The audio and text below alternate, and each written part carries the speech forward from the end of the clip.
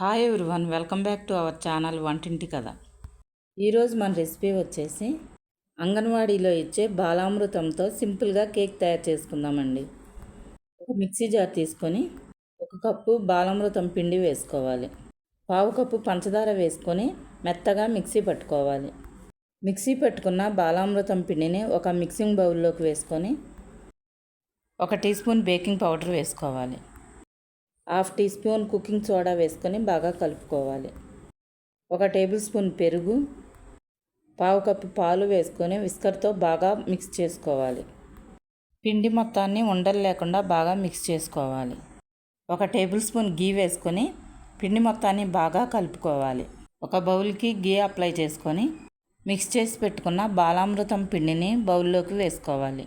వెలిగించుకొని ప్యాన్ పెట్టుకుని ప్యాన్ని ప్రీహీట్ చేసుకున్న తర్వాత ప్యాన్లో స్టాండ్ పెట్టుకొని దానిపైన కేక్ బ్యాటర్ వేసుకున్న బౌల్ని పెట్టుకోవాలి.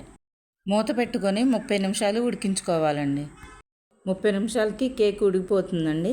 గిన్నెని ఒక ప్లేట్ మీదకి బోర్లించుకొని గిన్నె పైన ట్యాప్ చేస్తే కేక్ ఈజీగా ఊడి వచ్చేస్తుంది. అంతేనండి, బాలామృతం పిండితో ఈజీగా కేక్ తయారు చేసుకోవచ్చు. ఈ వీడియో మీకు నచ్చినట్లయితే మీరు ఒకసారి ట్రై చేయండి. If you like this video, please do like, share and subscribe to వంటింటి కథ.